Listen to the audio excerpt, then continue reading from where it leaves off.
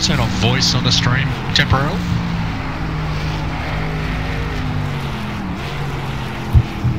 It's probably wise to double check that we're both in sync.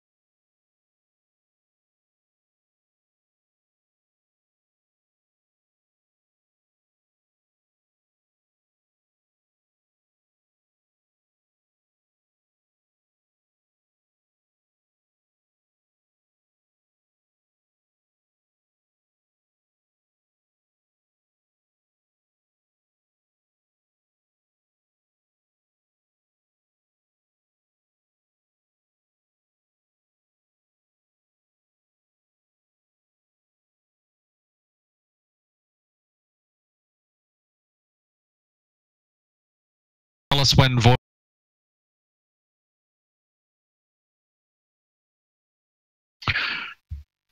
And welcome to Performance E Streaming. Round 4 at Sonoma of the ANZCAR Thunder Series for Xfinity cars. With me I have Carl Withy. How are you, Carl? I'm good, thanks. You, Brett? Hello, everybody. I'm new to the channel and new to the area for commentating. That's okay. I think that goes for all of us here, and we do apologise also for it not being through the Performance E Streaming YouTube channel, but we have it through Matt Hunter, who's kindly streaming it today. Yeah, it makes it a big help actually being able to watch the races. Absolutely, it's a bit hard when it's not covered. So no, thank you, Matt. And qualifying has started. We've got about 8.5 minutes to go. Currently out on track we have several cars, and in the early stages at the top is Dave Douglas. No, thank you, Matt. And okay, hopefully we'll catch up with those cars very shortly. Currently out on track we have several cars, and it'll be an interesting round actually, being a road course. Most of the courses are oval, of course, and expecting Hayden Dodman to do quite well here, and he's currently at the top of the leader standings as well, Carl. 2 points ahead of Jason Martin. Yeah, it's been an interesting season so far. This is the first road course of the season, of course, isn't it? So it's going to bring a lot of problems to people.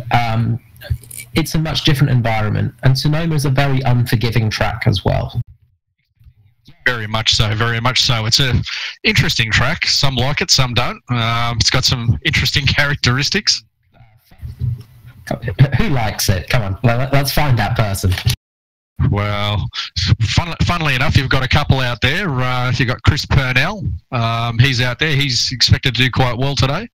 Matt Clute. He's also expected to do well, but again, I expect Hayden Dodman to do quite well too, because he seems to be pretty strong wherever he goes. And that's going to be very good for the championship as well. Well, it is. I mean, Jason Martin's won 2 rounds. Hayden won the first round at Charlotte, but Hayden's still leading by 2 points. So this it could be telling to see how well Jason goes, I guess. Absolutely, it's going to be a pivotal part of the championship. Well, as all races can be, but if Hayden Dodman actually has a really good round and Jason doesn't quite get hooked in on this road course, it could be a big step in the championship. Yeah, absolutely. It's looking out now, seeing out who's out on track and doing their laps, and looks like most of them are out there at least on their first lap. It's going to be a bit hard to tell for a little while who's going to come out on top here, but yeah, it's who's got their car working well will be the question. Who's got their head around how to drive the track is also going to be the question. So, absolutely, and qualifying is pivotal at a track like this. The problem with Sonoma is at the start, because it's such a narrow area with both concrete walls either side, there are often first lap issues, especially from the starting point. So being in the lead and actually being away from anybody that's going to crash into you is a big help. Oh, absolutely. And a lot of these guys don't do a lot of road racing or road courses and such. So, yeah, it'll be interesting to see how they handle it. It'll be interesting to see how lap traffic comes into it too a little bit later as well. Absolutely. Sonoma is a very unforgiving track for lap traffic, basically, because, again, it's quite a narrow circuit. And when you go offline here, you can have real big problems, especially because of the bumps.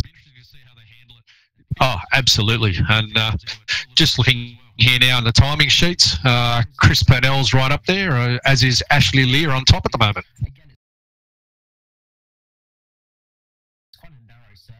Seems like everybody's getting their timing in at the moment.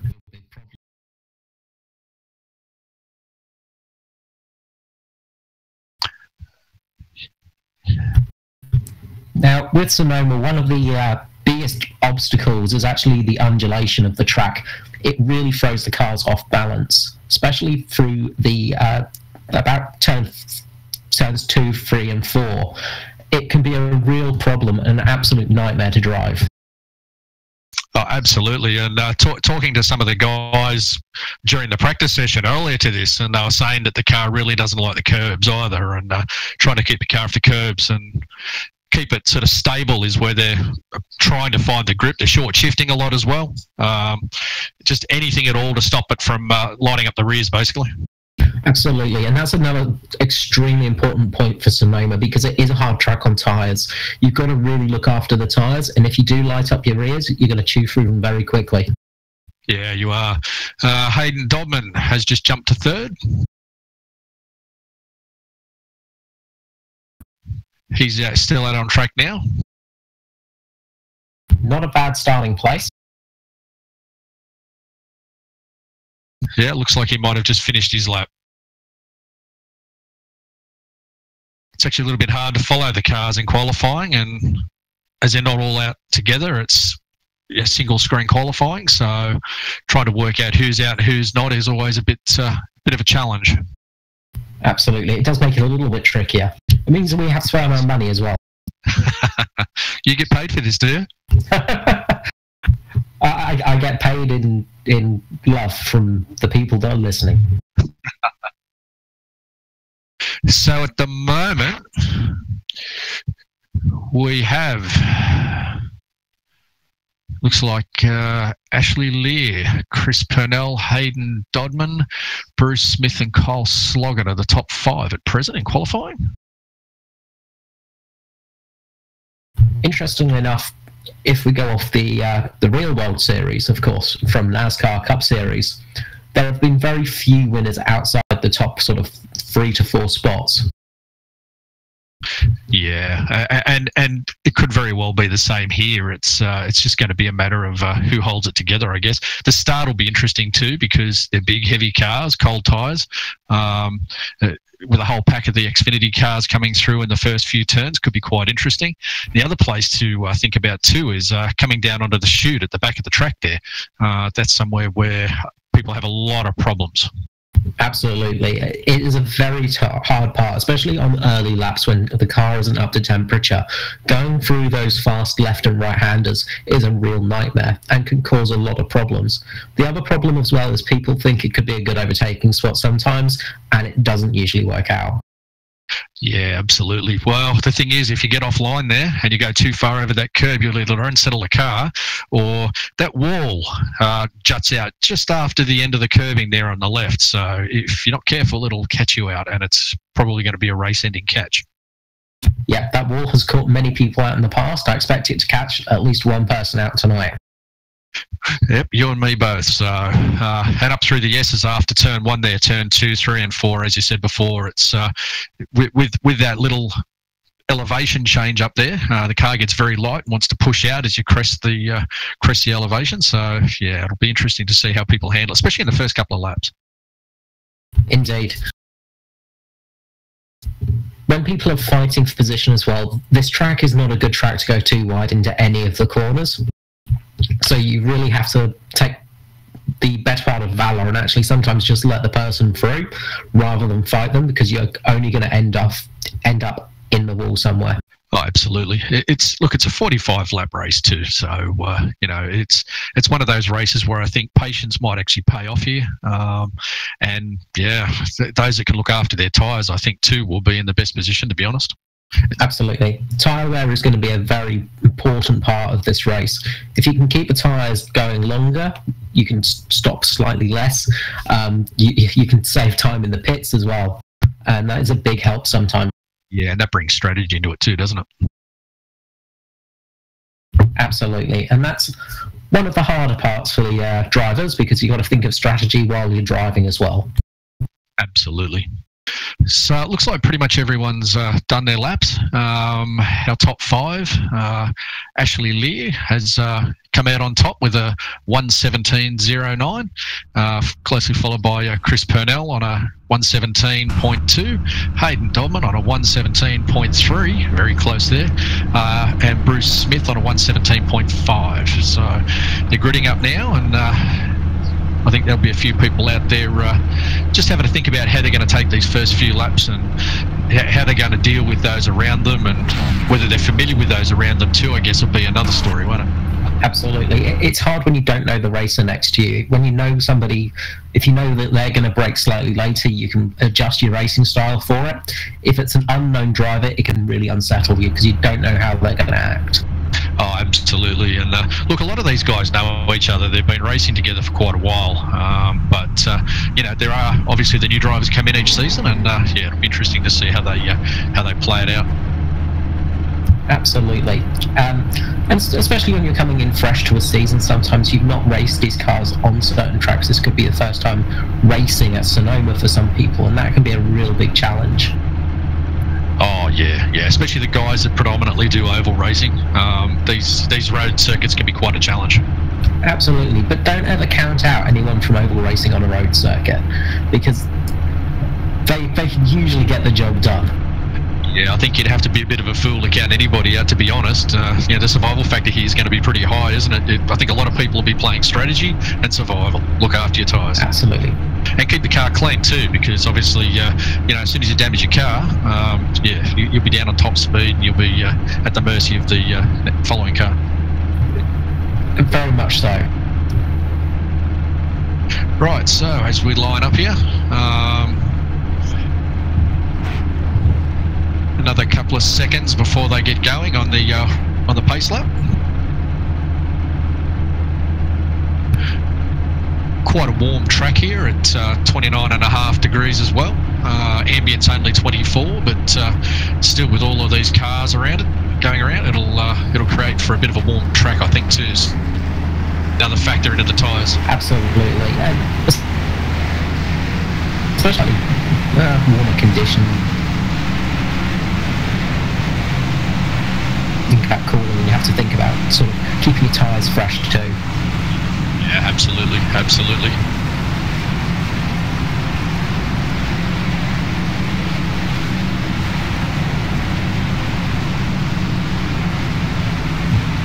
10 turns, 3.2 kilometres of very difficult track and slippery track too. And as you can see here, you can just see the elevation that changes in this track.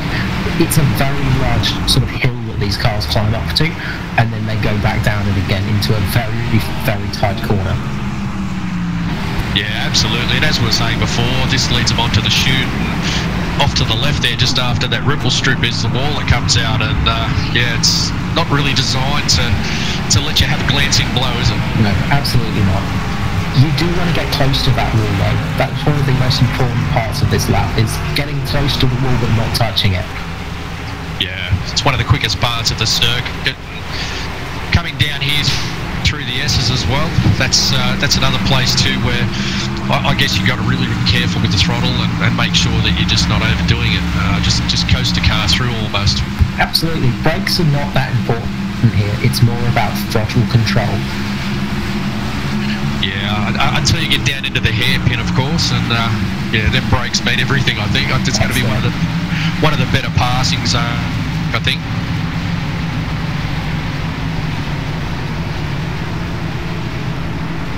Right, pace cars off the track, and we'll be away any moment.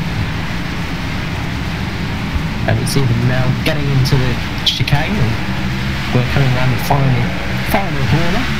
We have Ashley Lear on the inside, Chris Pennell on the outside. And the cars are all forming up, ready to...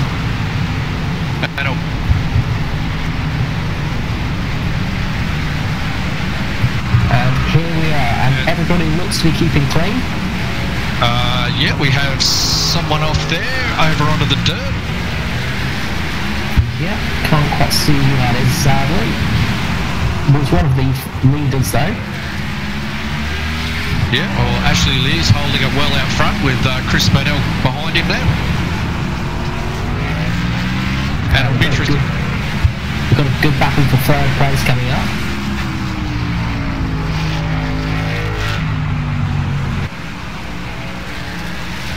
Now Ashley Lear there in the lead is in the perfect spot you want to be on Sonoma. Basically controlling the pace. Yep, I'm just having a bit of a look through to see if we've lost anybody yet. And Dodman is in third place. Again, this is important for his championship chances. And we're rounding the final turn, well, second to final turn, getting ready for a fresh lap for lap 2.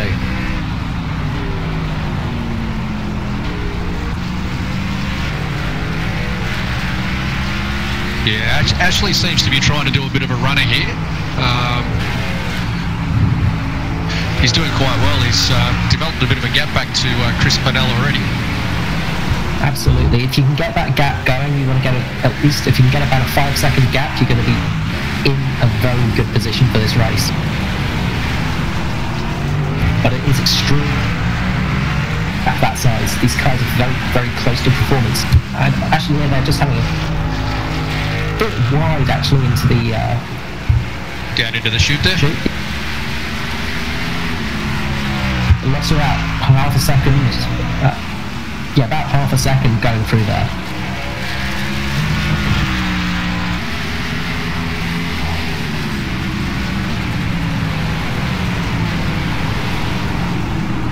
Seems to have got it together now, and he seems to be re-establishing that gap back to Chris Purnell, who's got Hayden Dodman all over him coming down into the final turn. Looks like Danson was the car that went off possibly at the start of the race. There's a lap down already. Car number 30. Yeah, I tried to go back and find it, but obviously I want to watch keep the action focused on the front, but... Absolutely. So, looks like we've got Bruce Smith there on the back of Hayden Dodman as well, which is making it an interesting little 3-car battle there for second, third and fourth. Yeah, we've got a big battle developing here. Just one small mistake and you're going to lose so much time. Car number 11 there just hit the curve a little bit hard and just lost speed going down the hill, and you can just see what the impact it has. And they just make it through getting into the chute without having a crash there. Hayden Dodman and Bruce Smith, yeah, it's getting heated, but it looks like Hayden's managed to put a gap through on Bruce now as a result of that. Absolutely. I think they had a little bit too much bravery going into the chute there with the wall of death, as we would call it. Basically, they did really well there to not crash, but I think it did lose.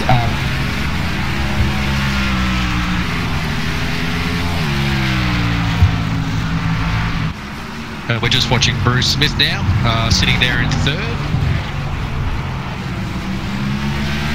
And he has Cole Slogger right behind him as well. All these guys are regular campaigners up the front, and it's not really unexpected to see them here, to be honest. Sorry. It does really help to get to know a car and just sort of knowing your environment as well. It does help sort of usually get you up the field a little bit more. It does, and just having a bit of a look back through the field here to see where Jason Martin is. Obviously, he's battling for the championship with Hayden, and he's currently sitting back in 8th. So yeah, he's in the top 10. He's not in a bad position, but yeah, he's dropping back a little on the lead pack though. All it will take is one caution, and it can just bring everybody back into contention here. Oh, absolutely. It's not going to take much at all, is it? And look, from talking to a few of the guys before this, during practice, they noticed that the tyre wear wasn't such an issue over a run. It was more a case of the tyres were dropping off and coming back. So you had to put in a few fairly hard laps, and then you'd have to drop off again for a few laps just to let them cool off. They'd come back, and it was a constant cycle in and out. And we've got a good battle here between car 54 and 21. Yeah, Matt Clute and Jason Martin. Matt's another regular. He's well up in the championship at the moment. He's actually third in the championship currently. So we have an incident down here at the hairpin. That was Aaron Dillon having a spin down at the hairpin in the final turn. And it does look like he caught Nicholas Walsh, car number 22, up in that. Slowed him down at least a fair bit. Yeah, he did. He did well to avoid him, actually. I think he may have just tapped him. Looks to be a little bit of damage on the front left of... Yeah, that definite damage on the front left of 22 Nicholas Welsh. Yeah.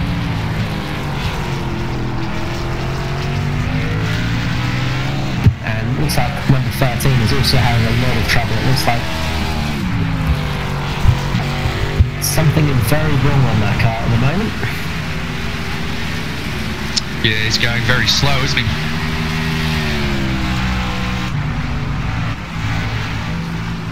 I do wonder if they caught each other up in that accident there. Could well have. So I imagine they'll be heading to the pit lane. And car number 66 as well here, we're on. Yep, but moving back to the front, there's an absolutely fierce battle right now going on between Hayden Dolman and Chris Purnell. At the moment, it's looking like Hayden might have a little bit more speed on Chris, and Chris is doing his best just to hold him off, but how long can he do that for is the question. Some beautiful defensive driving there. Dolman had a great run up on him there. So yeah, we might follow these guys for a few minutes because it seems to be where it's all happening, and Chris has got a brilliant braking ability going down into the hairpin, but coming off the hairpin back onto the main straights where Aaron seems to have the Ashley seems to have the legs.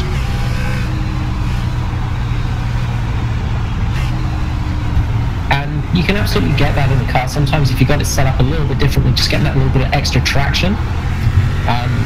You know, of course, sometimes you've got a car that's better braking, and sometimes you've got a better car that's acceleration, and that can really make a difference in a fight. You really have to plan your attacks in that situation as well. Oh, absolutely. And got some great in-car footage here from Hayden Dodman's point of view. Gives you a very, very, very good perspective on the elevation changes you were talking about earlier, Carl. Absolutely. And you'll watch the gears here. Generally, you'll be keeping in probably around about third to second gear through most of this track, depending on what your setup is. Gear changing is not something you'll be doing every time, and it looks like Dodman's got a good run here again. Yeah, he seems to be able to hold it quite well through the changes of direction too, doesn't he? It's the car doesn't seem to be pushing or losing the rear too much.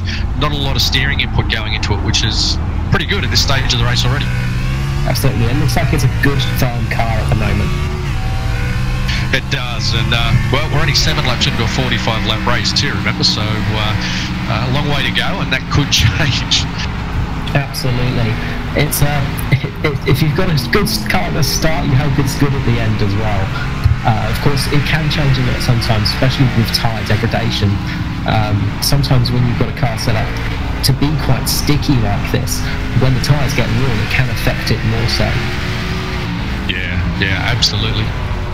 Oh, bit of a moment there for Chris Purnell going up the hill. Oh, absolutely, yeah.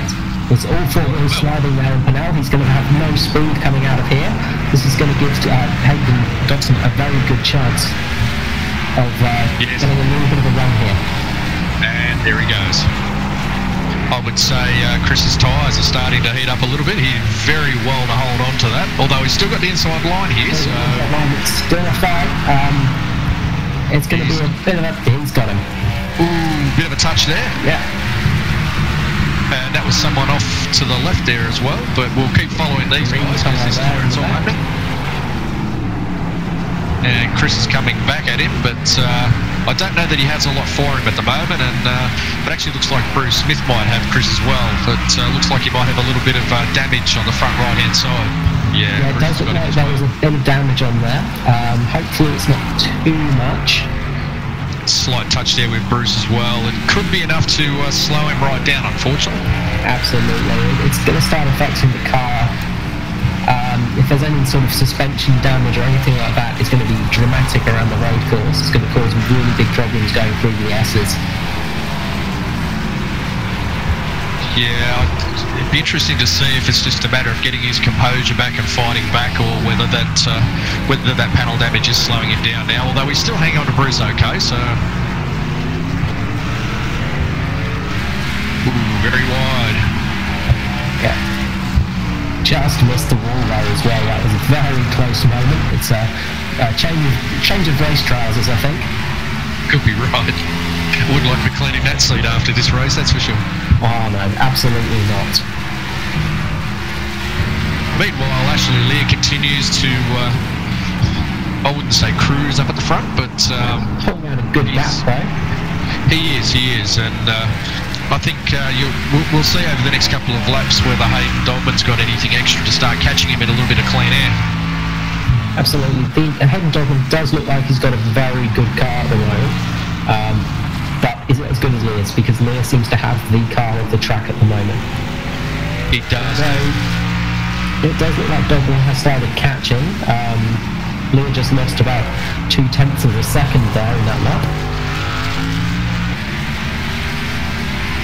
Yeah, but he doesn't appear to be pushing too hard, which is good. So he seems to have it well under control. He's keeping the car nice and straight, and he doesn't seem to be fighting the car either. So as Hayden Dogman's pushing harder and harder and harder to catch him, and he's had to fight through those other few cars in the first 10 laps or so. I think Ashley's probably in a better spot here with at least tyre wear and things like that at the moment. I think he might have the stronger car at present. Absolutely. Being in the dirty air will not help your tyres either. No. These two are, well, Hayden's closed up on Ashley, and the other two have dropped back slightly, so I think that's answered our question about Chris Purnell. Looks like his damage might be slowing him down slightly, and Bruce Smith might have actually, maybe he's just easing off just to conserve. We'll see. It can be a good idea just to conserve the tyres right now at this stage of the race. If you can get them to last a little bit longer, sometimes you can just get it to ease out a little bit more, just eke out that sort of pit stop time. Gives you more opportunity for pit stops as well. Oh, absolutely. Obviously you want to take on as little fuel as you have to, but fuel saving is not so easy in a track like this and this kind of racing. No. One of the big things with Sonoma is it's more about throttle control than braking. You're sort of feathering the throttle, you're sort of getting half throttles, and you need to use the throttle through the corners as well. And that can sometimes put the fuel consumption up quite a bit. It is very hard to lift and coast in a track like this. Oh, it is, and you can't afford to lift and coast too much either, or someone's on you as well. Absolutely, it's a very close field at the moment too. Everybody seems to be relatively close to each other. We have had a few people drop out by the looks of it. And we've also already got some black traffic there. We just saw them going past Nicholas Walsh. Had a bit of an incident earlier, I think, didn't he? Yes, I believe so. I didn't quite catch it. I think he was involved with the spin at the chicane. Hairpin. Yeah. Chicane hairpin, that's what I was looking for. It's easy to get him confused, isn't it? They're both slow. They are, and Dogman has got a great run here on rear. Yeah, we've had a change for the lead. Hayden Dogman's in the lead. Well done. Absolutely brilliant driving there. And I do expect Dogman to actually start pulling out quite a good lead now. I would agree. Hayden's just strong everywhere. It doesn't matter if it's oval or road.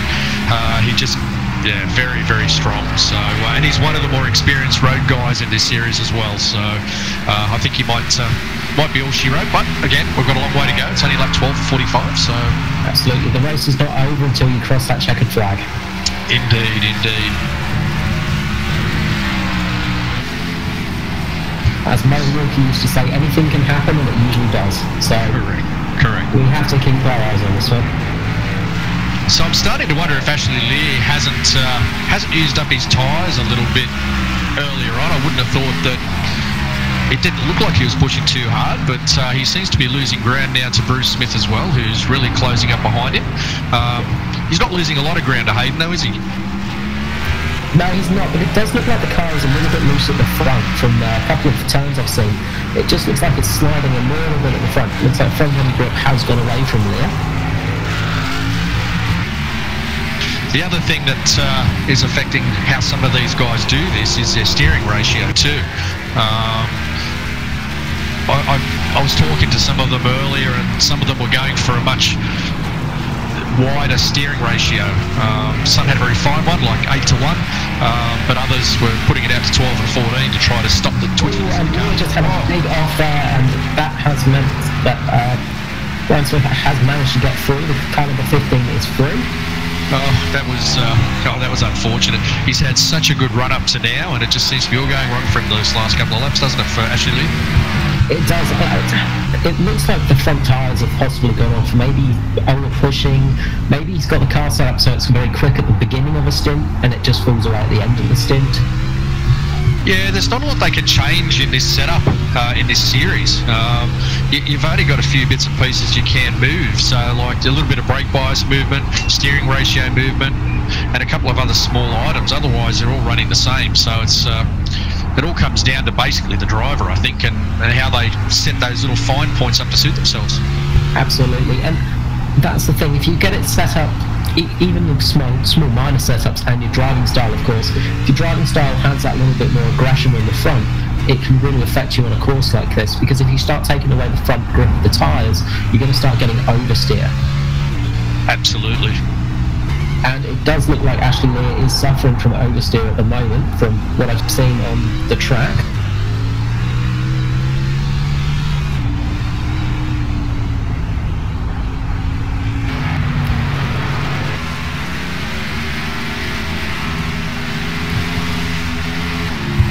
We're currently on board. And as you can see, coming through these S's, it is a very, very tricky part of the track. One of the biggest problems is there is actually a couple of nasty bumps in braking zones here. So especially coming into the hairpin, you have to be really careful, because there are a couple of nasty little bumps around there, and it can cause you to knock brakes quite easily.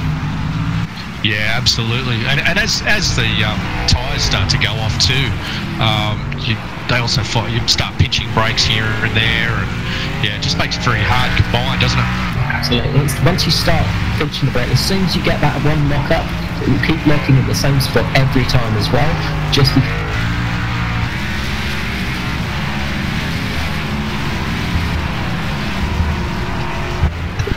So it does look like Dodman's actually pulling out quite a good lead at the moment. Smith is managing to keep relatively good pace. Ashley Lee has dropped off quite a bit now, almost 2.5 seconds behind the leader. Yeah, and I'm just having a look back here to see whether Chris Purnell's still lurking back there. It appears he is. He's dropped off a bit, but he's a fair way back though, so at the moment Ashley seems to be okay if he can just keep it smooth and straight, I guess. The other thing too is when are they going to come into pit? That's going to be the big question. What kind of feel are they getting into the cars, and are some of them going to break the race into 3 parts or 2 parts based on tyres? It's going to be interesting to see who plays their cards early. Very much so, and of course most of them are of course waiting for something to happen to try and get a caution period or something like that. Although, being a road course, I'm pretty sure you'll find that it's only local yellows, not full course, but which kind of takes away some of that possibility of a field close up if there's anything happen.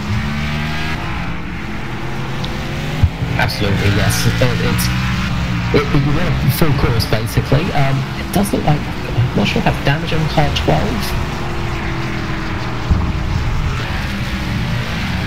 Just the front panel looked a little bit off from my viewing.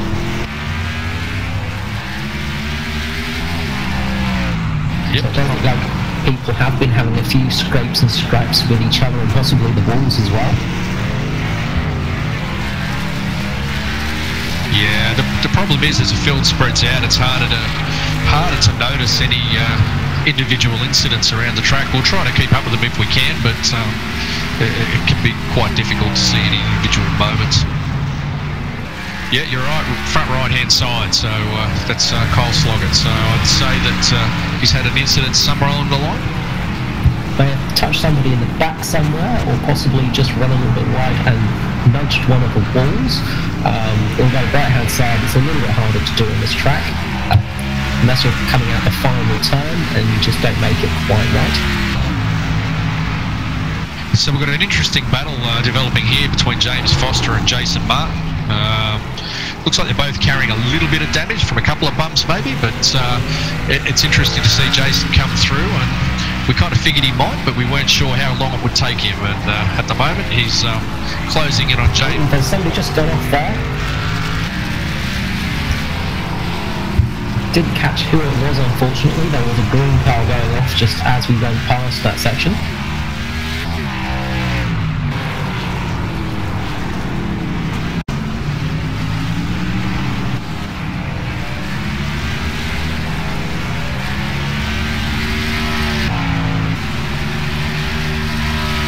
So that, so we might have a replay happening here. Okay. It's car 62. Yeah, better go door to that.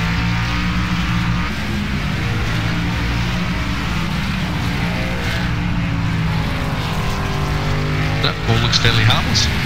Yep, that wasn't what I saw, so yeah, that's definitely not what I was thinking it was. No, I thought I caught something at the corner of my eye as well, Carl, so you're not the only one. That's good. Maybe we started with mass hallucinations. We've got to that stage of the race. So it looks like pit stops have started. We have Matt Clute coming in. So lap 18 of 45. I wouldn't have expected anyone to come in until probably around lap 23 or 24. But so Matt Clute's in now, and we'll see if a few others start to follow. Yeah, he may be just hoping to get sort of a slight advantage with fresher tyres, see if they can get a small advantage over the cars that he was following, basically. Get some clean air, get some good running, maybe jump a couple of people with this pit stop. Of course, the problem is he's going to have more fuel on board now, so it does depend how much of an advantage tyres are going to make on this racetrack. Yeah, absolutely. As I was saying earlier, some were talking about splitting it into 3 parts, but it doesn't look like too many have done that, although Matt could be the exception to the rule. Absolutely, and historically Sonoma, less stops tend to be better for you. If you can get the tyres lasting, you're going to do better. It's a sort of track you really want to keep the tyres going on as long as possible, because it really can hurt you with that times, the pit stop times. Yeah, absolutely. Well, maybe it's worthwhile going through the top 10 right now to give everyone an idea where everyone is before too many of the stops start. So we still have Hayden Dotman out front now. Bruce Smith chasing him down. He's about 0.6 per second behind him. Ashley Lee is still hanging in there in 3rd. Chris Purnell is also just hanging back there in 4th. Kyle Sloggett in 5th. Then we have James Foster, Jason Martin, Edward Foster, and Joshua Carroll Walden in 9th. And Jackson Callow following home in 10th there. So it'll be interesting to see how that plays out. Matt Clute has dropped down to 16th after that stop, but obviously everyone else still has to make theirs as well. It looks like James Foster is having a bit of trouble here, car number 14. Not sure if there was a lapped car just there, or if he was just having a little bit of troubles with a car in front of him for a moment. Okay, so James is just coming into the pits by the looks of it. Okay. Maybe his tyres were starting to go. So for anyone watching, I'll just apologise a little bit. I'm watching off live off iRacing as well as the stream, and there is a slight delay on the stream, so I do tend to see things a little bit quicker than everybody else. So just in case you were wondering how I knew that. And I'm watching off the stream, so I'm a sort of current person.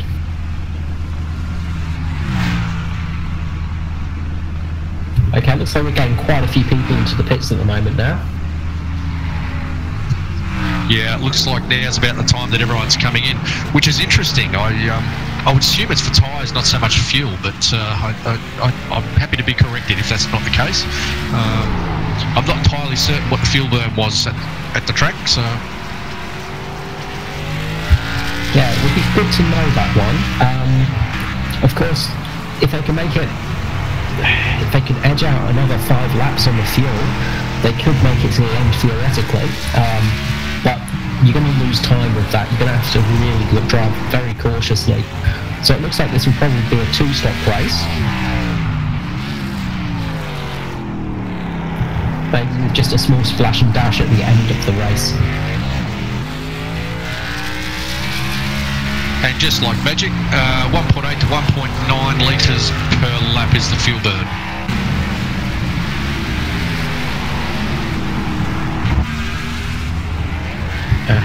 Useful information is useful. So one would have to assume that they're coming in for tyres and they're going to run the last 25 laps straight, so... Yeah, it could be a bit hard for some people. It did look like a fair few people were starting to struggle with their tyres after even about 19, sort of 18 laps.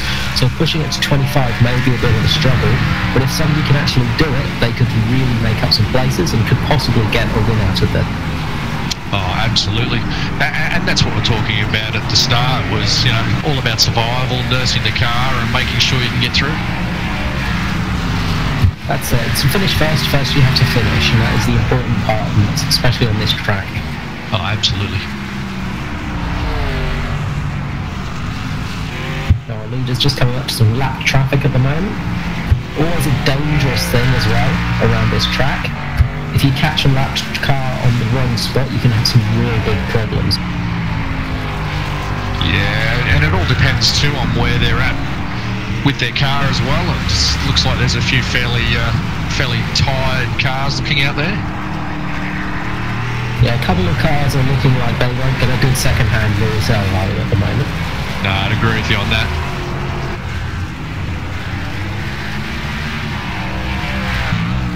So I'm just trying to work out what sort of lead he has at the moment.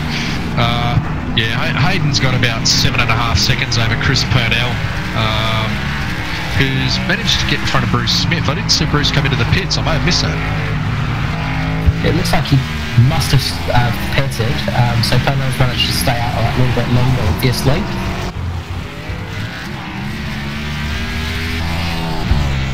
It looks like, last time I looked up, it looked like Hayden Dogman had about a 10-second lead, maybe about 5 to 10 second lead over Bruce Smith. Okay, well, Hayden's coming to the pits now. So Hayden is pitting now. Okay, and car number 15 there has had a big crunch on the front of it by the looks of it. That's Bruce Smith, yeah? Yes, that is. He's had a bit of a crash. That's why he's lost that time, obviously. He's had a bit of a crunch. Yeah. I do wonder where that's happened. That is really unfortunate for Bruce Smith, who was running really well this race, but he's had a heavy crash on the front of the car, so it looks like he's probably gone into the back of somebody. Oh, well, just watching this, I think Bruce is coming through now. There he is, and Hayden comes out of the pits right beside him. This could get interesting. Now, has Bruce pitted yet? You know what? I don't think he has. Yeah, I think he's lost a lot of time just because of the damage he's received. It does look like he's got a bit of a crunched front of the car. So I do wonder if that's where he's lost the time. Could well be. Could well be. Well, Hayden's got fresh tyres, obviously, so shouldn't take him too long. Absolutely, shouldn't be too hard to get past him. It is going to cost him time, though. It does look like Bruce Smith is going a bit slower. Yeah, it does. And I'm guessing Bruce will have to come in at some point soon. I'm curious to see how he can hold off Hayden on very fresh tyres. It'd be interesting to see how much that damage is affecting him as well. Maybe he's had a bit of an off, and that's why he's had the damage and lost the time. Could be. scene, unfortunately, but I see a bit of a fight coming up now. Yeah, well, our effective race leader was Chris Purnell. He's just pitted, so I would say that Hayden and Bruce have gone through on him by now. We're just going to have to wait until this cyclist stops us over, Carl, and see how it all shakes out. Absolutely. Always the fun part of the racing is just checking out what's happening after stops, because it goes crazy with that. Yeah, it's the order's well and truly mixed up right now, so... looks like Hayden's got a good run here. Yeah. Bruce has just given a good bit of width on the outside. Nice overtake, and he's got past without too much hassle. Yeah, I think you find that Bruce didn't really have a lot for him there, and he gave him a bit of space because he knew he just couldn't fight him. But look, already Hayden's just taking off, so... Yeah, you can see how much he was slowing him down there. He's pulling out a fair decent gap right now. Yeah, you'd have to expect Bruce will come in soon. I do wonder if Bruce is going to try and run the car as long as possible, just so he can do maybe a one-stop. He's banking on a BS2 stopping now. Yeah, I think it's a bit of a long shot. Look, if it was me, I'd be coming in now because he's obviously losing time. Hayden's got ahead of him now. He's on fresh tyres. Yeah, he's only going to lose more time if the other guys don't two-stop. Completely agree. So we have a look back. Just trying to see where Ashley Lear's ended up here. Stops. He's back in third still, so it looks like the order's starting to re-establish itself again with Hayden Dodman, Bruce Smith, Ashley Lear and Chris Purnell, with James Foster in fifth and Jason Martin in sixth. So he's a quiet achiever here, Jason Martin. He's quietly working his way through the field. And that's what you want to do on a road course. If you can be unnoticed and do it quietly, it's a good thing. And when you get noticed, it's usually for all the wrong reasons, unfortunately. True enough. But obviously, our fascination with Jason Martin is there because he's battling with Hayden for the lead of the championship. But I've got to come back to it. Matt Klute's only another few points behind them in the championship as well. So he's back down in 10th, I think it is at the moment, after some of the pit stops. It's not a bad position to be in. 10th is not bad at all here. Just needs to start working his way back up through the field. There is a bit of a gap working out for the cars. Yeah, I'm just having a look back now at Matt, and the car looks fairly clean, so if he can get some consistent laps in, should be okay.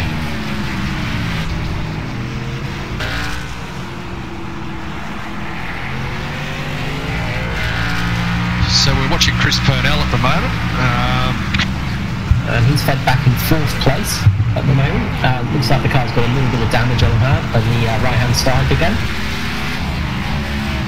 Yeah, well, he just made his stop a couple of laps ago, so okay, now we've gone over to Matt Klute. Matt's in 10th. The car looks a lot cleaner than pretty much everyone else is out there, so that could bode well later. Absolutely. It looks like he's kept out of the trouble, which is a good thing. Well, we've still got 19 laps to go, and it's a long race, 45 laps here, and anything can and will go wrong, unfortunately. So let's hope Matt can keep it clean and just get a good result, pick up some good. That's it. And being a long race as well, and a pretty tricky race as well. There's a lot of mental fatigue that goes on during this race, and towards the end of the race, you're going to start to see people possibly losing on it a little bit more, having a bit of trouble. Just because that mental fatigue sets in, you get into a pattern, and then all of a sudden, if something takes you out of that pattern, you do have trouble. So it's very important to get the rhythm of the race going, but don't get stuck in that rhythm. Yeah, very true, very true. And right now we're watching Jason Martin as he comes up over the crest of the elevation change there, down towards the chute.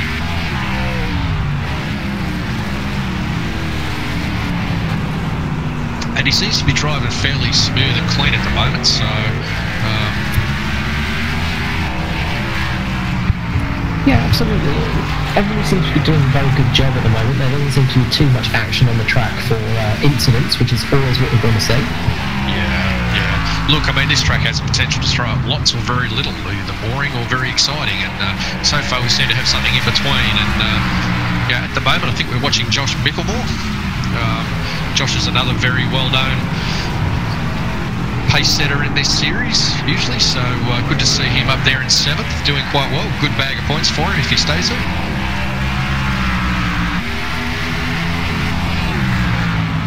He's got Kyle Sloggett all over him. Yeah, so it looks like we've got a good battle coming up here. You want to keep having that place because, of course, points are important. It does look like car number 12, Sloggett, has got a bit of a better drive out the corner, though. He's got a bit more speed on the number 2 car for sure. He does, and again, Kyle's another well-known name amongst the series, and I'm just watching their lines. They've got very different lines and how they approach this, and if you look back through the field, you'll see that there are several different lines that drivers are taking at the moment. So yes, maybe and looks like we're going down the inside into the going down into the chute there, braking zone. Yeah, that was very well executed. That actually very clean. Absolutely beautiful move there. Yeah, Josh gave him plenty of room, but Kyle set him up nicely and didn't pinch him, which was good. Good driving by both of them there. Obviously, car number 12, Sloggett, has got more speed. He just did a brilliant job keeping him behind him for so long, obviously. As you can see, he's put out a fair gap now. I was about to say, it's that gap's opening up very quickly, though, isn't it? He was clearly holding Kyle up. And now we have Edward Foster coming up behind him at a reasonable pace as well.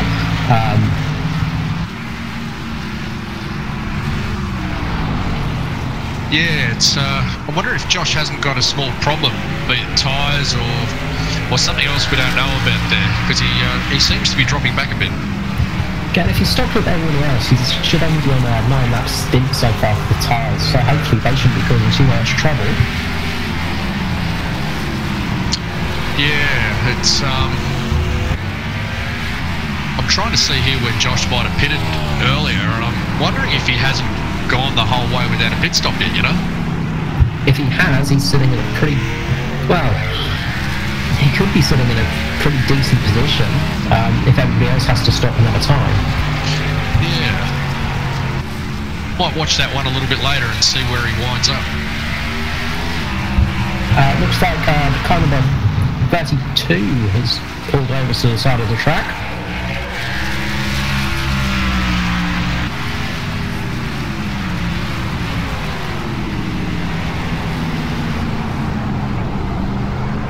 Yeah, I can't see that one. Yeah, I couldn't quite see who it was actually that pulled over just there. I was wondering if they were just letting them pass for lap traffic or if they actually had a problem. Yeah, the lap traffic, actually, that's an interesting point. They've actually been quite courteous today, which is good to see. And we have a nice little battle going here with Edward Foster and Josh Mickelmore, don't we? It's is Edward going to have a crack at him? And he is. He is up the inside. This is a really dangerous point to go in, but it looks like Carl's just letting him have an easy run through there. He could have been a very harsh driver and cut him off there. Good driving there by both drivers. Very courteous letting him through though. Absolutely, and the other issue there when you come up there, if you're the inside car and you just touch that inside right curb, it can actually throw you across, and luckily everyone was smart enough to stay well off it. The cars here are very high and they can cause a lot of problems. If you do tend to hit the curves a lot here as well, of course, you know, it can really throw the car around quite a lot, and it will cause a lot more tyre degradation too. Absolutely, and as we said earlier on, they just don't like the curbs either, right? They really just don't. Not here anyway. No, this current generation of car is a bit finicky for road courses from what I hear from people. It's a bit of a pig to drive around sometimes. Yeah, it doesn't help on a track like Sonoma that's notoriously slippery either. Because these stock cars, you know, they are designed for road and oval tracks, but predominantly they're better on ovals generally, easier drive. the downforce effects on the track like Sonoma don't come into effect quite as much just because of the slightly slower speeds, and it can cause a lot of problems because you have to rely more on mechanical grip. Absolutely. So we're having a look here at Danny G. He's doing very well. He started 23rd and he's up to 14th right now, so that's quite impressive. It's been a quiet, solid run for Danny, hasn't it? That was actually a great run. Looks like he hasn't been in too many skirmishes and he's just quietly working his way through. It's not impossible to win from the back at this track. It's hard, but it's not impossible. Yeah, it only takes a few little issues for the guys up front, doesn't it? I think, looking here, Danny's actually the last one on the lead lap too, so I'm guessing he wants to hang on to that. Yeah, hold on to that for your dear life. So, going back to the front, Hayden looks quite comfortable out there in the lead. Bruce is about 2.1 seconds behind him at the moment, but it seems to be holding steady. Ashley is still there in third. Bruce is holding it really well, especially, as I said, it does look like he's got quite a lot of front damage to the car. Obviously it's not affecting the car too much. No, he doesn't seem to be pulling him in, but he's holding station, which really is all he needs to do for now. And you know, bit closer to the end, start to wind it up. Although we are at lap 32 or 45, so if he's gonna start thinking about making moves, he needs to close that gap up a little bit to have any chance at all, doesn't he? Very much so. You really need to start pushing now if you want to get that win. He might just not have the car for it now. With that damage, he might just have the car that he can't push any faster in. Could be going to the limit right now just to keep that second place. Yeah, well, he's only got 13 laps to do it, including the one they're on, so there's not a lot left. So Chris Purnell back there in fourth in car 920. A little bit battle scarred, but he's hanging in there, and Chris is 10th in the championship currently, and from what I understand, not too happy about that. He's had a bit of a bad run, but fourth will yield him a few good points, I guess. Hopefully, yeah, that will definitely make up for it. It's a good point until being in fourth place. Of course, it's better to be higher, but fourth is nothing to complain about. No, it's not. And yeah, back in fifth is James Foster in car 14. Again, a little bit battle weary, but looks like he's fairly solidly there. It does look like the field has spread out a little bit over this time. There still are quite a couple of little battles on the track. Yeah, it looks like James has eked out a bit of a gap over Jason Martin now. What's that? That's about 6 seconds by the looks of it. So very much spread out now, I think. Yeah, I'd be interested to know what happened to Ashley Lear. Just where the pace went from that car, because it seemed like it was really on it for the first 10 laps or so, and then it's just dropped off. Having said that, though, I'm looking here, and he's actually not doing too bad a lap times current. He's actually very consistent. Extremely consistent, in fact, within a few tenths. He's in the mid-118s, which is fairly comparable to everybody else. So at the moment, he's got it back and he's consistent, but unfortunately, he's lost track position, hasn't he? Absolutely, yeah. It's a real shame because he had a really good start and just had a really good time in qualifying as well. Well, he's got a 4-second gap up to Bruce Smith, so he's got a little bit to make up, but see if he can claw it back.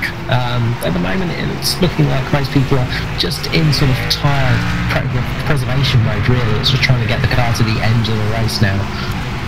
Yeah, well, the top three guys are lapping fairly consistently the same in the mid-118s, so it's going to take something special for someone to bridge that gap, I think, because everyone else has dropped down into the 119s and 120s now.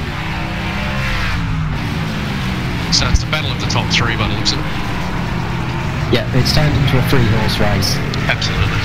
But of course, saying that, now something randomly happened, and is that lapped car just there? Yeah. Yeah.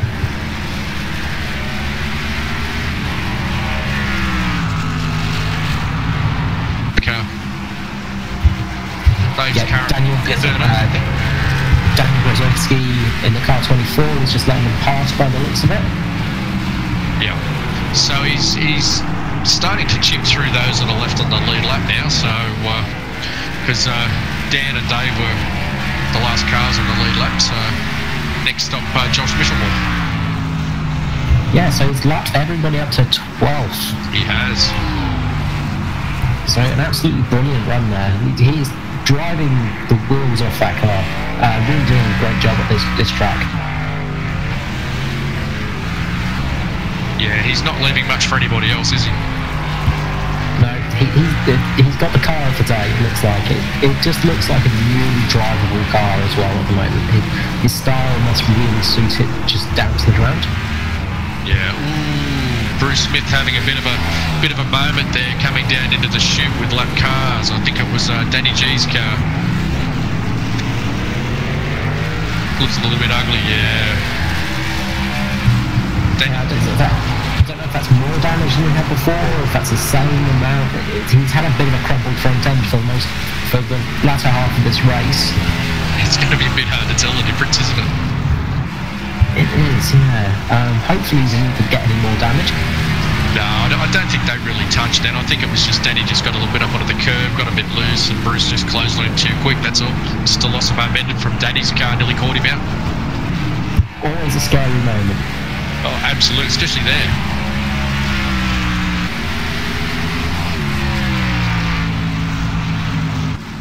So, Brunswick's doing a great job, obviously. Can't even say how much damage is done, but there is definitely damage to that car. And just keeping pace as well is just a really fantastic drive. Oh, absolutely. It's clearly not holding him up too much. He just doesn't seem to have that extra pace to catch up to Hayden. I mean, Hayden's pulling that out by about half a second to 3/4 of a second a lap, that lead. So obviously, lap traffic played a part in that too just then. But I think Hayden's just really, to be honest with you, just out there controlling the gap now, I would say. Yeah, he definitely doesn't need to push anymore. He can just keep the car stable. He doesn't need to push it at all. Well, he's in the last several laps of this one, so he doesn't really have to go out there and do anything silly now. He just has to hold that gap, keep it clean, and bring it home. So Dave Douglas saying the car number 10 was just having a little bit of a moment, just going into the chute. Yeah, it looked a little bit ugly, didn't it? Not the best line through that corner. I think he was a bit lucky to get away with that one personally, but he did, so that's all that matters. Hey, any landing you can walk away from is a landing. Absolutely. So we're watching Ashley Lear again. He was our pole sitter back in third. He's around 6 seconds behind Bruce Smith now, so that's also starting to stretch out a bit as well. Although he's got 18 seconds on fourth place, being Chris Pennell, so I guess he's not in danger of anything, but around lap traffic can always get a little bit, get your attention sometimes. Absolutely, you can lose quite a lot of time in lap traffic. I don't think he's going to lose the time that's needed to fall back to fourth place, but it does really affect you, and you can gain time as well sometimes. If you're very lucky, the car ahead can have a really bad time, and you can have a very good time. Yeah, absolutely, and we saw that before with Hayden Dobber, didn't we, and Bruce Smith, where Hayden got on a better run than Bruce, and Bruce lost a couple of seconds out of it, so... Absolutely. Swings and roundabouts. That's it. It's sometimes it's luck of the draw, sometimes it will come in your favour. And sometimes it doesn't. It does look like somebody had a little bit of an off there. There was a bit of gravel flying in the air.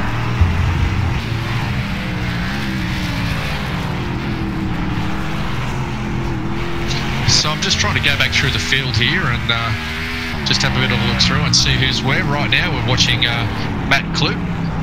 He's worked his way into 8th, started 6th, so he's dropped back a couple of positions off his starting position, but the car's clean and he's still in for a good points haul. So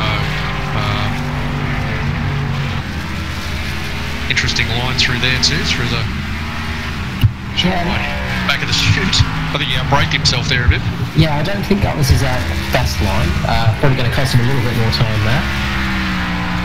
It's almost like the curse of the commentator, isn't it? You start talking about somebody and they make a mistake. Exactly, yeah, that's it. That's how you get people you don't want to win a race out. Well, he's not someone I want to curse anyway, because obviously I'm part of his team, his and Chris's team, so Alliance Motorsport. So yeah, I think I might. Just don't talk about them. Just ignore it.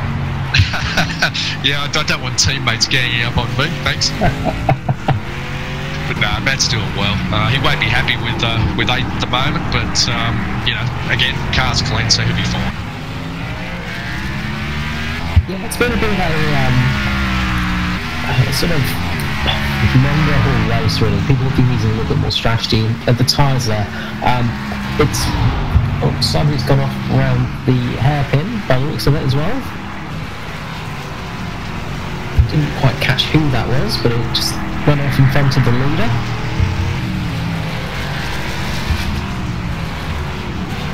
Just have a look now to see if I can find it.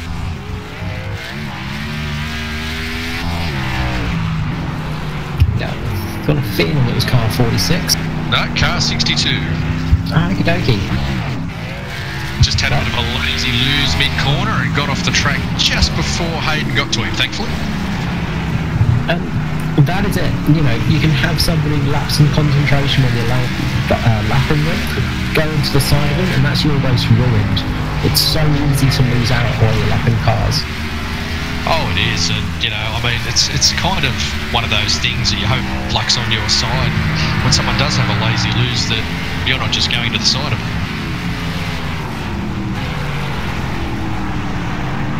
But in that instance, he got out of the way quickly, and that was good. Good result.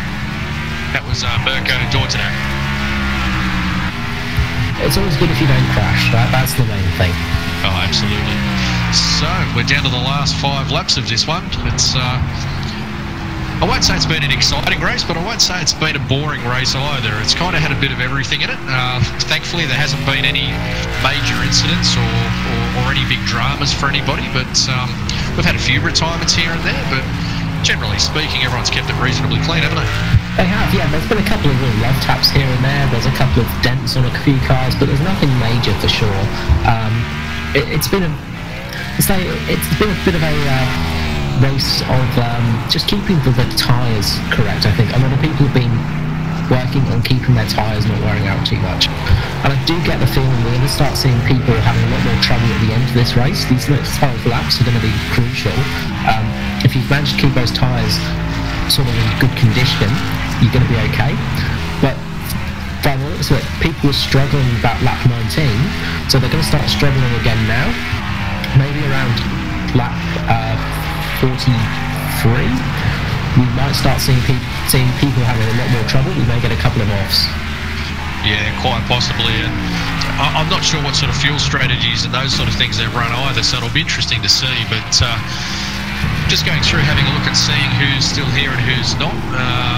It appears as though we've had 1, 2, 3, 4, 5, 6 retirements, which isn't too bad really, considering. You know, we had a 26 car field, so you know we've still got 20 cars out there. That's very good. Yeah, and it's a track that can catch you out quite easily, and does tend to cause a bit of grief. So that's actually a pretty good, pretty clean, good finishing. It's very very clean race. We can definitely say it's been a clean race. Yeah. As clean as it can be at Sonoma. Yeah. So Hayden looks like he's out on his own race right now, as we watch Jason Martin come through for 4 laps to go now. It's going to start helping some of the lapped cars, maybe, just being that they have one less lap to run. If their tyres are indeed starting to go off and people are having trouble, people who are lapped, maybe it can be an advantage and a disadvantage. Yeah, look, I mean, the guys are into their 21st lap now, mostly on these tyres, so they can't have a lot left under them, but lap times haven't dropped off that significantly. They have a little bit, but yeah, they still seem to be doing all right.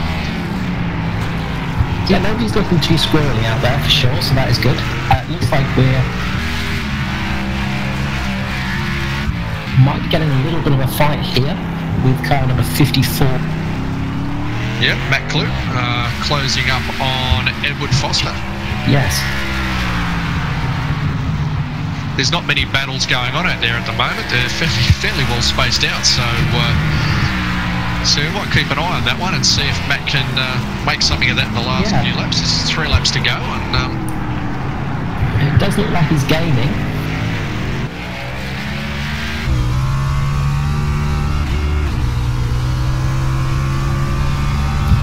Just nicked one of the cones there, poor cone. You will be missed. That's a bit of a sport here at Sonoma, isn't it? Hit those cones and hit it. And here we are on board.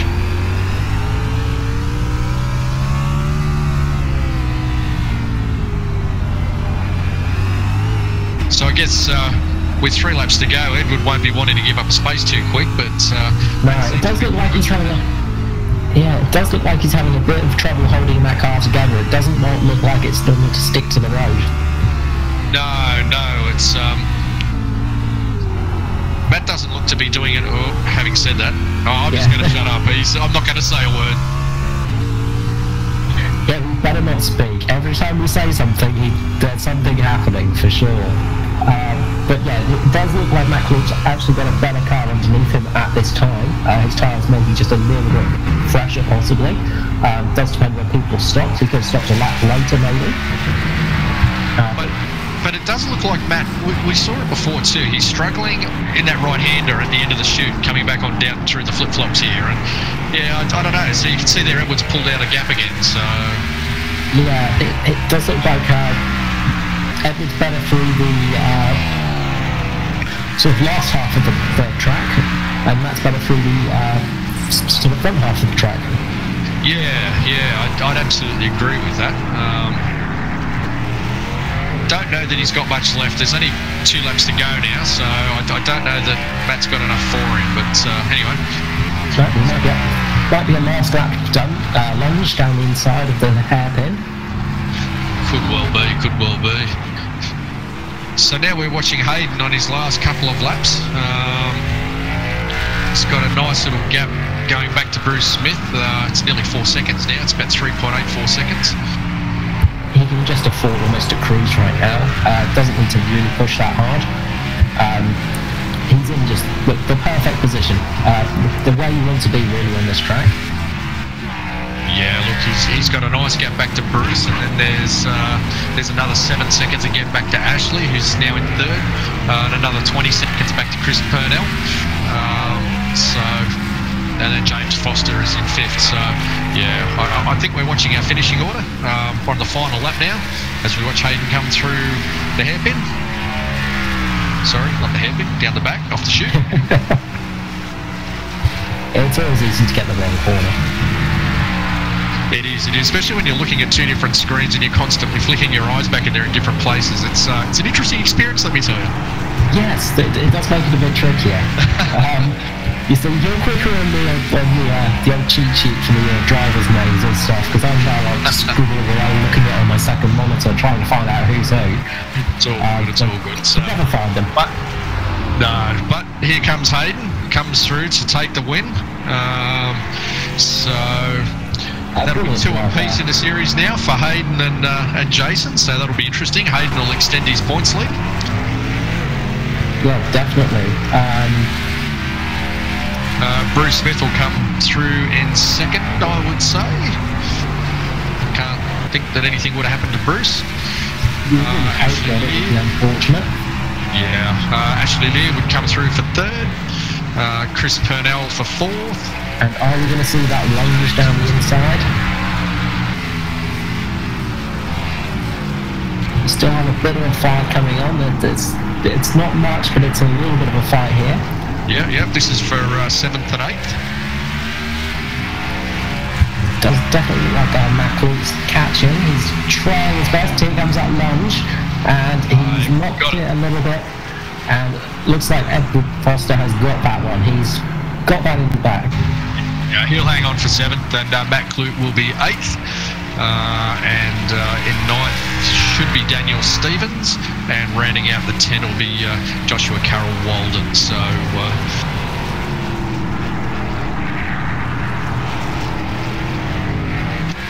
congratulations to Hayden Dodman. Absolutely, that's all right. Whereabouts did Jason Martin finish? Jason Martin finished in 6th, so he made up 1 place off his grid spot, so which is still a good points haul for Jason. Yeah, absolutely. He managed to keep the points up for sure. So I'm sure we'll see Hayden start to do his burnouts any time now. The traditional end of race win celebration. You've got to break that diff to make it worth it. Yeah, and there he goes. Congratulations to Hayden. Brilliant drive there from Hayden. Absolutely brilliant. So it's going to make the championship very, very interesting.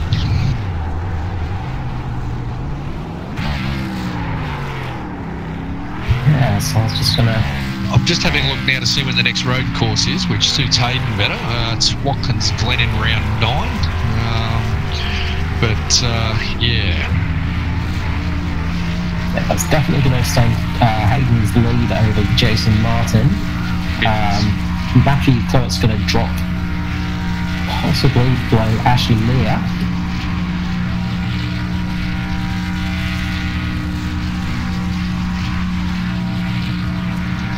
So, and there we have the official results. Well, unofficial results, should we say. There are still possibly steward inquiries that we have to look at. Yeah, I'm not sure there'll be too many of those, but I guess we never really know, do we? No, that's it. So just to recap, first position was Hayden Dodman with a great drive. Came from 3rd and took the lead mid-race and just didn't even look like losing it, did he? Bruce Smith came home in 2nd. He started 4th, so that was a good pickup by Bruce. Ashley Lear, who was our pole sitter, came home 3rd. Chris Purnell came home 4th, followed by James Foster. Jason Martin came in 6th, followed by Edward Foster, Matt Clute, Daniel Stevens, and Joshua Carroll Walden is the 10. Absolutely. And a very good drive from Hayden. He just was absolutely on it, and that car just looked like it was stuck to the road. It just was not moving at all. Managed the tyres really, really well. Yeah, so it looks like we have a couple of guys in the green room, Carl, that want to have a chat. So if you like, we've got Edward Foster and Chris Purnell in there. I might pull Edward over first, and we might have a quick chat. Yeah. Absolutely. Hello, Edward. It's Brett here. How you going? Very well. How are you going? Knackered. Knackered. You had an interesting race towards the end there. We saw with Matt Clute. Yeah. So it was. I mean, in the first stint, obviously my qualifying was terrible as usual, and qualified behind him. But in the first stint, I seemed to have the pace on a few of the guys ahead of me. I think Clark got mixed up with a couple of guys, but after I got past him, I was able to pull away. And then after the pit stops, I was expecting the same thing, but it didn't work out that way, and he was able to close me down. So made it a bit tense there towards the end of the race for sure. Yeah, it looked like Matt had a couple of smaller incidents early on with somebody who was carrying a little bit of damage, and once he'd done his pit stop though, he was actually quite quick and quite consistent, and he certainly put the pressure on towards the end, that's for sure. Yeah, definitely applying the blowtorch to the rear bumper there. Absolutely. So, I mean, it's why you go racing. You don't want to drive around on your own. You want to be racing with other people. It was a good race here. There were a couple of times he had a small nibble at us, but, didn't do anything silly, which, you kind of expect from a guy with his experience. So, yeah, we're able to run nice and clean there towards the end. And unfortunately, he wasn't able to get by. So I'm quite happy to come away with a P7, especially on the track like that and cars like that. Against drivers like that. So, very pleased.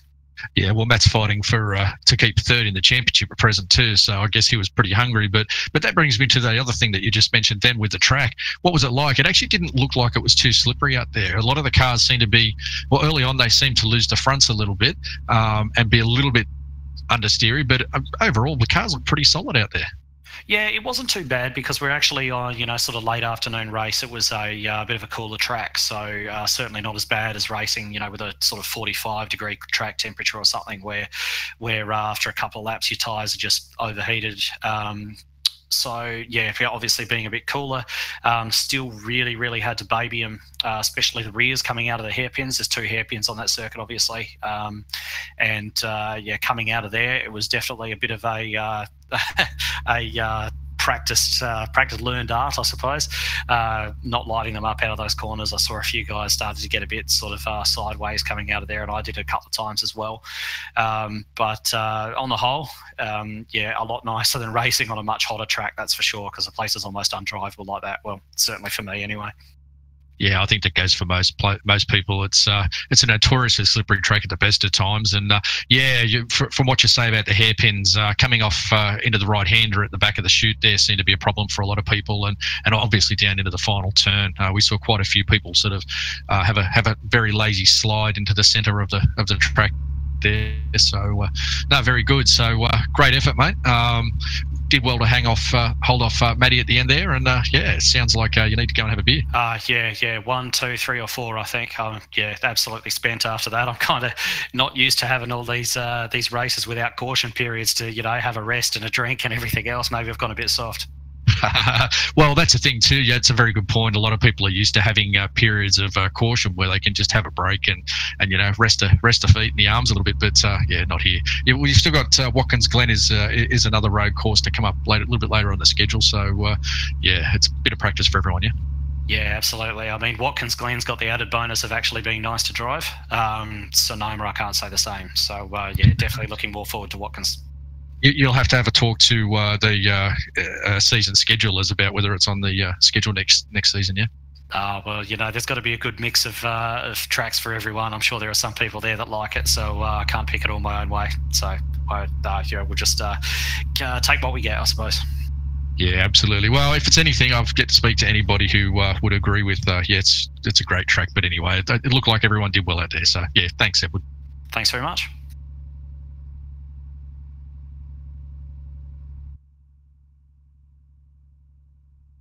All right, Chris Purnell. How you going? Very well, and you seem to have an interesting race out there. You had a little bit of bad luck early on, and the car seemed to be carrying a little bit of damage. Yeah, I turned in a little bit early at the last corner and clipped the tyre bundle on the inside and bent up the panel a bit, and just a little bit of rear end damage from a bit of bumping and running and stuff. But yeah, it was a pretty good race. Yeah, well, you collected a 4th there. Very good points as well, so it'll keep you in the running for the top 10 there. I don't know, what was the track like out there for you? It didn't look too bad, really. Edward Foster was saying that it wasn't too bad. It wasn't what we expected. Yeah, no, the group was there and there was pace in the car. It was just a matter of negotiating some lap traffic and just keeping your consistency there. It was quite easy to sort of make a little mistake and drop off, and then you sort of had to fight back for a couple of laps to find that pace and consistency again, and then you'd get in a rhythm and then you'd find another lap car and then you'd lose your rhythm again. So it took a bit of hard work. Yeah. Well, I guess it's the nature of road racing and Sonoma in particular. So it's one of those things. And having no cautions, as we were just talking to Edward about, would have been a little bit different for everybody. There was no respite. It just went and went and went. Yeah, it was full on, just didn't stop. And it was enjoyable, but I had a good time. It was once I sort of lost track of the top 3 and sort of pulled away from James, it was sort of comfortable and I could just settle into a groove and just finish the race off. Yeah, well, it wasn't a bad team result either for Alliance Motorsport. You had Matt Clute came home 8th, so 2 cars in the top 10. You've got to be happy with that as a team owner. Yeah, that's it. It's just solid points and solid results again, and we'll just keep building and keep going, and hopefully that first win comes soon. Yeah, no worries. All right, well, great to talk. And Carl, unless you've got anything you want to ask Chris? Just really... with the tyre wear, were you finding it to be a major issue through that whole race?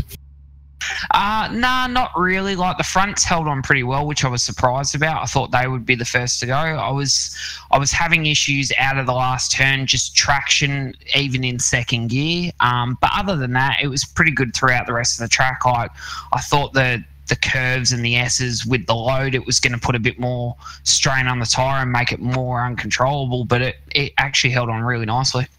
That's good to hear, yeah, because up here watching you guys, we did sort of notice a few cars were looking like they were sort of having front tyre wear problems, but it seems like everybody was just having no issues at all, which is probably a good thing.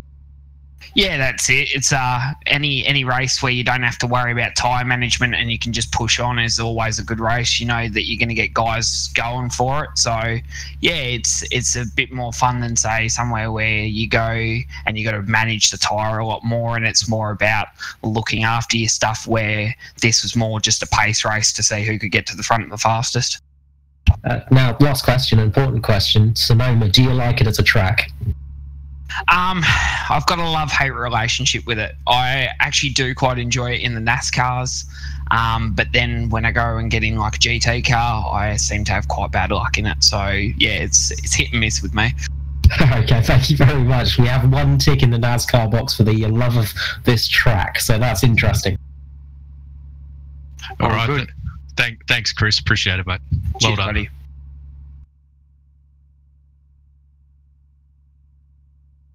James Foster, how are you? Yeah, not too bad, mate. Yourself? Yeah, pretty good, pretty good. Pretty solid top 5 finish there. How was it? What was it like from the cockpit? Yeah, it was good. I was really disappointed with my qualifying because I had good pace in practice. I was second in practice, and then my qualifying, I unfortunately ran wide on one of the curbs, which didn't allow that lap time, and then the second lap was just really ordinary. So I was like 1.5 seconds off of what I could have done. But looking back on the strategy that I did, doing the undercut to get past Sloggett and Martin, because I believe I got ahead of Sloggett.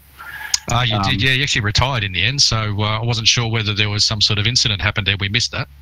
Yeah, I didn't see him after I made my first stop. I just know that I was able to clear Martin by 3 seconds. Right. And after that, it was just a matter of maintaining position. I knew that towards the end of the race, I was going to have an issue with tyres, because the first stint, I always plan to do a shorter first stint, do an undercut, and then just look after the tyres for the next 25 laps. But I think all in all, it's the best result I could have got, because on worn tyres, I wasn't able to keep with the top 4 anyway. So it was really the best of a bad situation in the end. Yeah, the top 3 pretty much cleared out from everyone early on, and they're kind of, they were about half a second to 3/4 of a second faster. So, your point's right there. But look, a top 5, can't argue with that. You started 9th. It was actually a fairly clean race for most people. Wasn't a lot of incidents. So from your point of view, you say tyre wear, was it fronts or rears or both? A bit of both, really. I mean, the way the car was handling, it just progressively got more understeer on entry, and you're obviously getting oversteer on exit. So it's just about squeezing on the throttle gently. But understeer just became more and more of an issue. You had to be really patient, because the more aggressive you were, the more the issue sort of increased. So, you had to really monitor it. Yeah, a case of survival and patience, as you say. So, Carl. Yeah, hey, James, how you going? How you going, Carl? Yeah, not too bad, thank you. Saw quite a few cars out there with panel damage. Did you hit any of the walls during the race or touch anything? The only issue I had was I came up behind a few back markers and made a bit of contact there. Had a bit of contact on the opening lap, but I don't really think it slowed me down too much. My only issue really was towards the end of the race. You had Matt Danson. Basically, he was following me around for about 10 laps. And then he decided to, despite not really having the pace, I made a slight error, but he decided to dive up my inside, at which point I let him go. And then he was in front of me all over the road, ran wide, sliding around, just driving like an idiot. And then he didn't really have the pace to pull away from me, so I was just sitting there. and so I was battling a back marker and losing 2 seconds to Jason Martin, who was behind me. So yeah, I basically told him what I thought at the end of the race, but other than that, yeah, it was pretty clean. Yeah, 5th place is a decent finish at least, but I imagine you wanted more. Yeah, after practice I expected more, but at the same time I think, yeah, like I said, I didn't have the pace on worn tyres, so the top 4 I wasn't going to beat anyway. So I think I finished where I would have finished even if I qualified better, so I'm happy with that. But I've really got to make the most of the road courses because I'm still not really competitive on the ovals. The road courses is obviously, as you know, sort of what I've been doing for a long time. So the ovals, I've still got a lot to learn. Absolutely. Ovals are a bit of a thing to get used to, but once you do get hooked in, you're going to get very fast. That's the main thing for them. So hopefully we'll see you get hooked in this season and see you getting some good results on the ovals too. Yeah, cheers, mate. Yeah, I just want to thank Riley Curtis Design.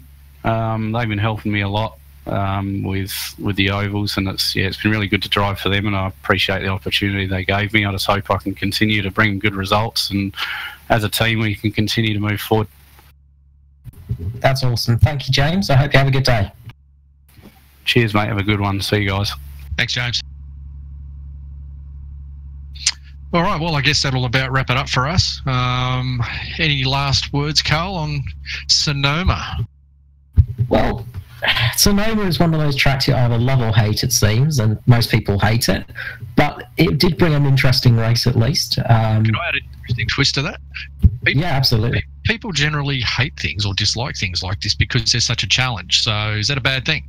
Yeah, exactly. That's it. Sonoma is a very challenging circuit, and especially on a sort of keeping the car together and keeping the tyres and things like that alive on a track like this, it's a huge challenge, and some people just don't want that challenge. I must admit I'm one of those people that would rather not have that challenge. I just like to have a track that's just hooked in, can enjoy it and just have fun on it. But it has brought a decent race today, and just Hayden Dogman's pace was just fantastic. That's probably my last thing I'm going to say on that one for this day. Yeah, no, that's fine. All right. Well, I guess on that note, we'll probably look to wrap it up. Before we go, the next round is round 5 at Chicagoland on the 9th of August in 2 Thursdays' time. Hopefully we'll be good to go and be watching or streaming through Performance e-streaming. Yeah, we'd love to have your company. And until next time, Carl. Until next time, have a good day, guys. Thank you. Bye-bye. Bye-bye.